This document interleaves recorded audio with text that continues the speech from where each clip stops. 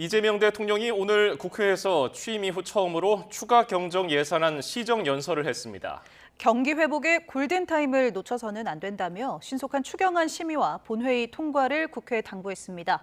또 오후에 헌법재판소장 후보자 등 일부 인선 결과도 발표됐는데요. 취재기자 연결해 자세한 내용 알아보겠습니다. 강진원 기자. 네, 용산 대통령실에 나와 있습니다. 예, 이 대통령이 추경안 협조를 요청하기 위해서 국회를 찾았죠? 네, 그렇습니다. 지난 4일 국회에서 취임 선서를 했던 이재명 대통령이 22일 만에 국회를 다시 찾았습니다. 지난 19일 국무회의에서 의결된 30조 5천억 원 규모의 추가 경정 예산안을 국회와 국민에게 설명하기 위해서입니다. 이 대통령은 인수위도 없이 출범한 정부가 급하게 추경안을 편성한 건 그만큼 우리 경제 상황이 절박하기 때문이라고 밝혔습니다. 수출 회복이 더딘 가운데 소비와 투자 지표까지 악화 일로에 있다는 건데요. 이 대통령은 이런 경제 위기에 정부가 손을 넣고 긴축만을 고집하는 건 무책임한 방관일 수 있다며 내수 시장에 활력을 불어넣는 게 중요하다고 강조했습니다. 이 대통령의 오늘 발언 직접 들어보겠습니다. 경제 위기에 정부가 손을 넣고 긴축만을 고집하는 것은 무책임한 방관이자 정부의 존재 이유를 스스로 부정하는 일일 수도 있습니다. 네, 특히 경제는 타이밍이라며 경기 회복의 골든타임을 놓치지 않도록 국회에 적극적인 협조를 요청했습니다. 추경안은 크게 소비 진작과 투자 촉진, 소상공인 등 취약계층 지원에 초점이 맞춰져 있습니다. 소득 수준 등을 고려해서 전 국민에게 1인당 최소 15만 원에서 최대 52만 원까지 소비 쿠폰을 지급하고 지역사랑 상품권 할인율 인상과 발행 규모 확대 방안이 우선 담겼습니다. 철도와 도로 등 사회 간접 자본과 AI, 신재생 에너지 등에 대한 투자 촉진 예산도 3조 9천억 원 편성됐습니다. 소상공인과 취약계층 등을 지원하는 민생 안정 예산 5조 원도 포함되는데요. 빚을 갚을 여력이 안 되는 취약자주 113만 명에 7년 이상 된 5천만 원 이하 장기 연체 채권을 소각하고 성실하게 빚을 갚는 소상공인에겐 분할 상환 기간 확대, 이자 추가 감면 등의 혜택을 주는 내용이 들어갔습니다.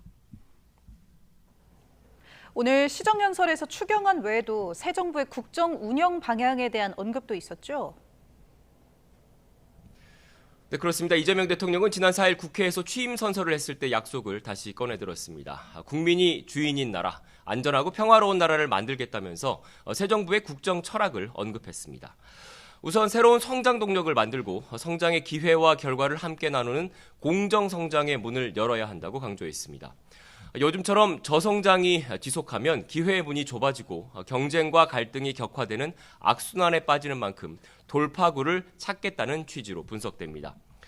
또 외교에는 색깔이 없다면서 진보냐 보수냐가 아니라 국익이냐 아니냐가 유일한 선택 기준이 돼야 한다고 목소리를 높였습니다. 역시 이 대통령의 오늘 연설 내용 직접 들어보겠습니다.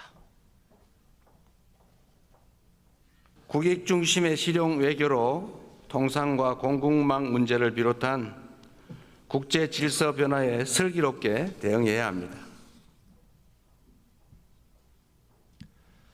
네, 또 평화가 밥이고 곧 경제라면서 한반도 평화 구축에 힘을 쏟겠다는 의지도 거듭 내비쳤습니다. 이 대통령은 이와 함께 기득권과 특권, 세치기와 편법으로 움직이는 나라가 아니라 공정의 토대 위에서 모두가 질서를 지키는 상식적이고 합리적인 사회로 나아가야 한다고 역설했습니다.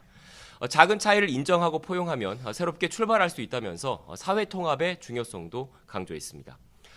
이런 가운데 이재명 대통령 오늘 오후 헌법재판소장 겸 헌법재판관 후보자로 김상환 전 대법관을 지명했습니다. 헌법재판관 후보자로는 오영준 서울고등법원 부장판사를 발탁했습니다.